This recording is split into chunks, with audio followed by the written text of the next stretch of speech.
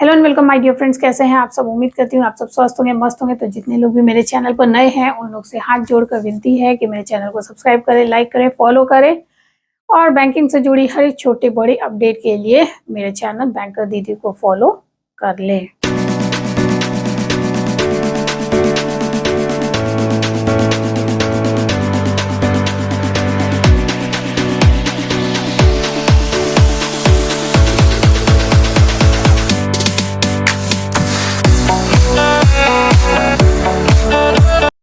Welcome back my dear friends. तो आज हम चर्चा करते हैं difference between personal loan and gold loan. तो बैंक हमें जो कोई भी लोन देती है वो किसी उद्देश्य से देती है, यानी कि अगर आपको घर बनाना होगा तो आपको होम लोन मिलेगी, अगर एजुकेशन चाहिए तो एजुकेशन लोन मिलेगी। लेकिन कभी ऐसी स्थिति आ जाती है जब हमें एक्स्ट्रा फंड की रिक्वायरमेंट होती है, तो वैसे टाइम पे हमें मिलती है पर्सनल लोन या फिर गोल्ड लोन।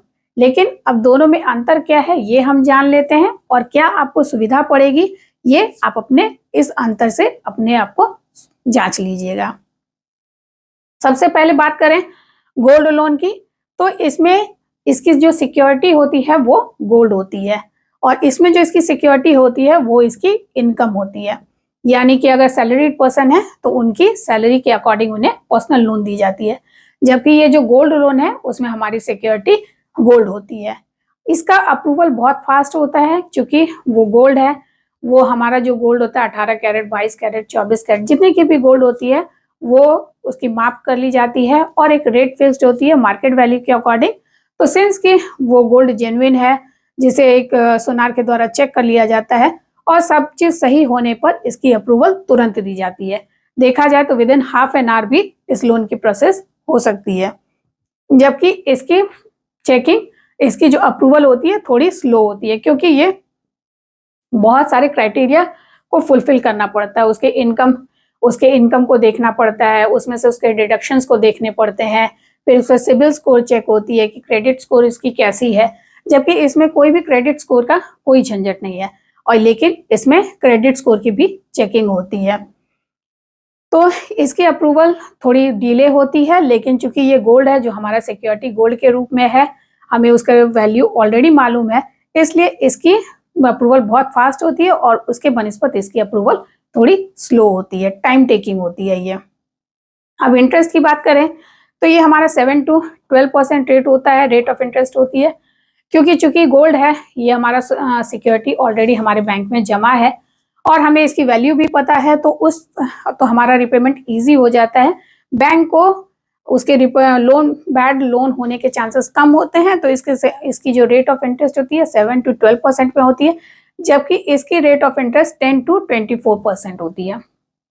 क्योंकि 10 to 24% इसलिए होती है क्योंकि इसके बैड होने के थोड़े चांसेस अधिक होते हैं। यहाँ पे हमारी सिक्योरिटी गोल्ड होती है, जो कि इजिली इनकैश की जा सकती है, जबकि ये सैलरी के अकॉर्डिंग है। अगर कोई पर्सन किसी भी कारण से ईएमआई नहीं पेमेंट कर पाता है तो फिर वो लोन बैड होने के चांसेस ज्यादा होते हैं। तो इस कारण से इसकी रेट ऑफ इंटरेस्ट 10 to 24% के बीच में होती है और इसकी 7 to 12% के बीच में होती है। अमाउंट एंड टेन्योर की बात करें तो हमारा जो अमाउंट फिक्स होता है वो गोल्ड के अकॉर्डिंग में होता है। गोल्ड की जितने भी मार्केट रेट चल रही होती है उसके अकॉर्डिंग बैंक अपनी एक रेट फिक्स करती है, और 18 कैरेट, 22 कैरेट जितने की भी आपकी गोल्ड होगी उसकी वैल्यूएशन निकाल दी जाती है और उसके अकॉर्डिंग आपको लोन दे दिए जाते हैं। और ये टेन्योर आपको 6 to 12 मंथ्स में होते हैं, जबकि ये जो है आपकी सैलरी के अकॉर्डिंग होती है। अगर आपकी सैलरी हाई है और डिडक्शंस लो हैं, सब चीज सही होने पे, तो आपको पर्सनल लोन मिल सकते हैं, और आप उसके टेन्योर आप 5 to 7 ईयर्स जितने आप चाहें वो कर सकते हैं। हाई ईएमआई टेन्योर करने पे आपकी ईएमआई कम पड़ेगी, तो जो कि एक आपके लिए बहुत फायदेमंद हो सकती है। फिर बात करें रिपेमेंट फैसिलिटी की, तो इसमें होती है एक फिक्स्ड ईएमआई, यानी कि इसमें जो ईएमआई होती है वो फिक्स्ड मंथ होती है। हर एक महीने में एक फिक्स डेट होती है, जिस डेट पे आपकी ये ईएमआई कट जाती है, ऑटो डेबिट होती है। जबकि हमारे जो गोल्ड लोन होती है उसमें इंटरेस्ट पेमेंट की भी सिस्टम होती है, जिसमें आप केवल इंटरेस्ट पेमेंट कर सकते हैं। आपको टोटल अमाउंट पेमेंट नहीं करना है, केवल आप इंटरेस्ट पेमेंट भी कर सकते हैं। मतलब इसमें फिक्स्ड ईएमआई होती है जो हर एक महीने उतने तारीख को कट जाती है, लेकिन इसमें ऐसा भी है कि अगर आपके पास 10,000 है तो आज 10,000 जमा कर दीजिए, कल अगर 20,000 है तो 20,000 जमा कर दीजिए, और अगर आपके पास पैसे नहीं है तो केवल आप इंटरेस्ट पेमेंट भी कर सकते हैं। तो अब बात करते हैं प्रेफरेंसेस की।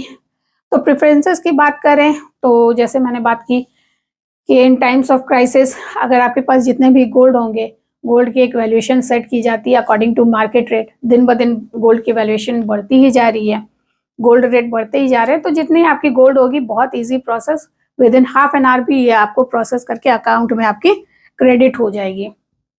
अब वही बात करें पर्सनल लोन की, तो इसमें कुछ प्रोसेस ज़्यादा होते हैं, लेकिन इसके टेन्योर ज़्यादा रखने से ईएमआई आपकी कम पड़ सकती है। तो अगर आप चाहते हैं तो आप पर्सनल लोन के लिए भी ऑप्ट कर सकते हैं।